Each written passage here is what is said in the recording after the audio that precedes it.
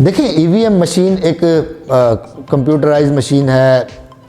एक साफ़ और शफाफ इलेक्शन कराने का जो तरीका वज़ा किया गया है उसके तहत उसको लाया गया है। देखें हमारे मुल्क में अनफॉर्चुनेटली मैं अभी भी गारंटी करता हूँ कि देखें हमारे मुल्क में कोई 50% लोग ऐसे हैं जो मर जाते हैं तो डेथ सर्टिफिकेट नहीं बनता। हमारे मुल्क के हर हलके में तकरीबन 30-30, 35-35, 40-40 हज़ार वोट ऐसा है जो बसों में भर के लाया जाता है कि जो किसी मतलब फॉर एग्ज़ाम्पल मैं मिसाल देता हूँ कि कलर सईदा में वोट थे, कैंडिडेट उनका खड़ा हो गया ख़ियाबान सर सैयद रावलपिंडी से, तो वहाँ से वोट दर्ज कराए जाते थे। इधर दर्ज कराने के बाद बसों में वोटर्स को भर के वहाँ लाया जाता था और वोट भुगता के वापस छोड़ दिया जाता था। फिर वही वोट वो वहाँ जाके भी पोल करते थे। तो इस सिस्टम को ख़त्म करने के लिए, करप्शन की जो प्रैक्टिस थी उसको ख़त्म करने के लिए, जो करप्ट प्रैक्टिसेस इन्होंने इलेक्शन में पहले यूज़ की उसको ख़त्म करने के लिए ये मशीन लाई गई है। इसमें देखिए क्या है, इसमें यह है कि आप अपना आईडी कार्ड डालेंगे, वो स्कैन हो गया, उसके बाद वो आईडी कार्ड दोबारा यूज़ नहीं हो सकेगा सेम डेट में।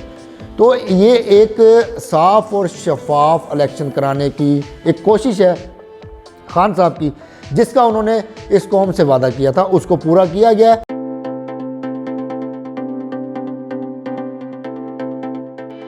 जो हमारे ओवरसीज़ पाकिस्तानी जो इस मुल्क की तकरीबन 30 से 35 अरब डॉलर सालाना यहाँ पर बेचते हैं रेमिटेंसेस के तौर पर, फॉरेन रिज़र्व्स के तौर पर जो बेचते हैं हमें, उन लोगों को वोट का राइट दिया गया है। एक मैं बीबी की बयान पिछले दिनों सुन रहा था कि वो वहाँ रहते हैं, कनाडा में रहते हैं, वो वोट इधर करेंगे, वो ऑस्ट्रेलिया में रहते हैं, वो वोट मुल्तान करेंगे, वो अमेरिका में रहते हैं, वो वोट गुजर खान करेंगे। तो बीबी जो इस मुल्क के वज़ीर आज़म रहे हैं ना, उनकी औलादे बाहर हैं, वो आज ख़ुद भी बाहर हैं, उनके पासपोर्ट भी एक्सपायर हो गए हैं, उनके वीज़े भी एक्सपायर हो गए हैं, लेकिन वो वहाँ डेटों और बगैरतों की तरह बैठे हुए हैं।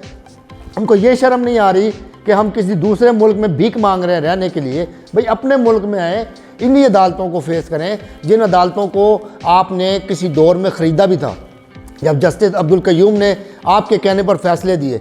आज वो अदालतें आज़ाद हुई हैं तो आप इनसे भाग के बाहर खड़े हो गए हैं।